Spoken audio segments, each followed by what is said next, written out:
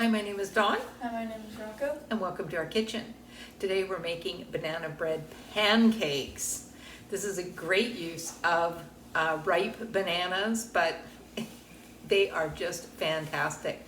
Not only are they great, warm and fresh right from the griddle, but they keep fantastic in the freezer, so you can have them at the ready anytime and just pop them in your toaster oven and you're ready to go.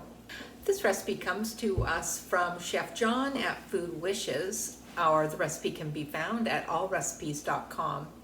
It's a winner. I think what you'll notice is we triple the recipe because Chef John isn't feeding as many and probably not putting them in the freezer, which we think is a great thing to do. So that's why you're going to find everything in this recipe is tripled. Also, we do things slightly different from Chef John. He has a fantastic video. I'll have it linked below, but we want to show you how we make it, and they turn out fantastic.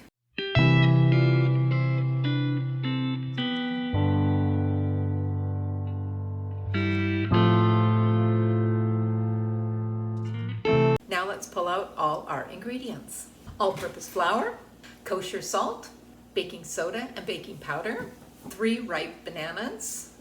As long as they're not green, you're good to go on this. 3 eggs, granulated sugar. We're going to need 3/4 of a cup of milk, and any percentage will do.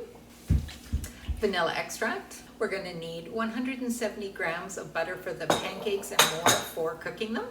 And we're putting chocolate chips in all the pancakes today. Now normally what we do is we'll do a third plain for me, then we'll add chocolate chips to the remaining 2/3, and so a third of those go for Rocco, and then the last third we'll toss in some toasted nuts for Grandpa, but today we're making them all with chocolate chips. Okay, what are the tools? Other than the tools we've already pulled out, what do we need? We're going to need a whisk and a smallish bowl for our dry ingredients. We'll need a larger bowl and our spatula for mixing our wet ingredients in the final batter. I pulled up a 1/3 cup measure for actually scooping out our pancakes, and we've got a brush for spreading the butter in our griddle, or on our griddle. And we have a griddle, so we're going to make them on our griddle. If you don't have a griddle, you can just cook these in a non-stick pan on your stove. And we've grabbed a couple of plates to put our cooked pancakes on because we're going to cool them and put them in the freezer after we eat some of the hot ones.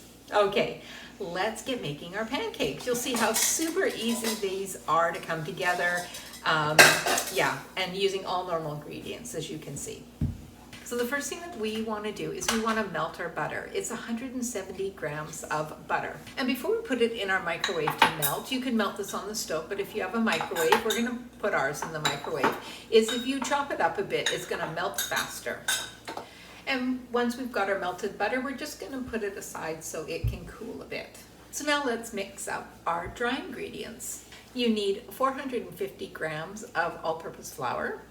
To this, you're going to add 1.5 teaspoons of kosher salt. You'll notice that we're using our 3/4 of a teaspoon measure, which is my favorite, as everybody knows, and it's handy for this recipe, as you'll see. And 1.5 teaspoons of baking powder.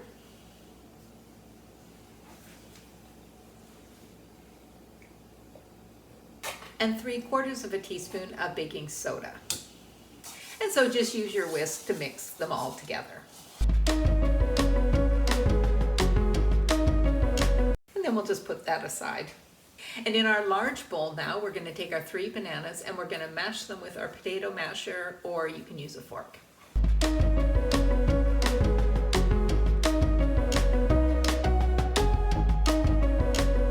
And then we want to add 3 eggs.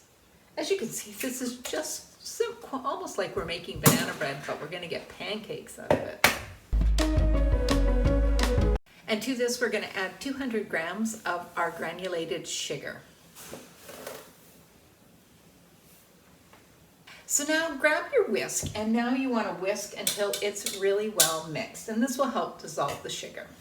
The recipe asks you to do this for 2 minutes. It's a long 2 minutes, but we're going to try. We're going to shift off on it. I don't blame you if you don't do the 2 minutes, but I can't help myself. I've got to follow it. Next, add in your melted butter. I like to put the butter in now so it will temper it a bit, because when we go to add the cold milk, it will harden. You'll make this mistake. It happens all the time with pancakes. Don't worry, it'll work out fine if that happens to you. But I found that this technique works well. Anyways, we're about to find out if it does or not. And to this you want to add 3/4 of a teaspoon of vanilla extract and give that a little whisk. And now add your 3/4 of a cup of your milk and no lumps of butter. Ta-da! And finally, we're just going to add our dry mix into our wet.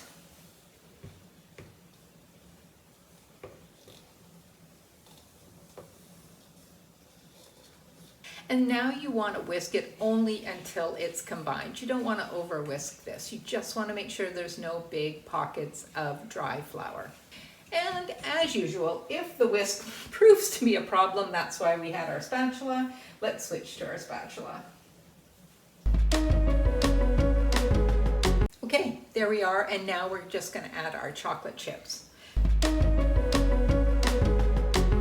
Apparently we need a few more chocolate chips. And now what we do is we want to rest our pancake batter for 10 minutes. That's going to really hydrate that flour, and yeah, so we'll see you in 10 minutes. When you're a couple minutes ready to go, plug your griddle in and turn it to a medium-high heat. We're turning ours to 400 degrees. So when you're at your 400 degrees, you want to spread your butter and turn your griddle down to 350. So now what we do is just grab your 1/3 cup measure and you can portion out your pancakes. So this is where I have found the result to be different than Chef John in his video, is my batter is much thicker. And I noticed in the comments for this recipe that many other cooks had the same experience, and we have made these so many times and they always come out this way. But they're fantastic, so just don't expect them to be quite as flat. So now what we want to do is we want to cook them until, as typical for pancakes, you want to see small holes bursting at the top, and then we know we can flip it. So we should probably go get our spatula. Okay, you can see that we're getting some bubbles forming there, and the sides are getting firmed up, so we know we're ready to flip them. Okay, I think we're ready to go, and we'll have a little peek underneath, and they're firm on the sides and they look brown, so we're good to go. So we'll just flip these and we'll just carry on.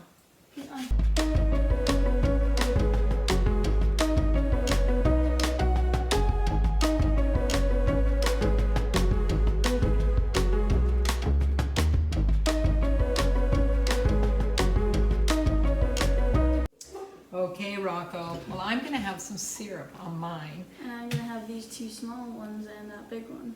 Okay, tasting. Of course, we know what these taste like. They're our favorites. I ate my small ones. I'm trying to eat my big one.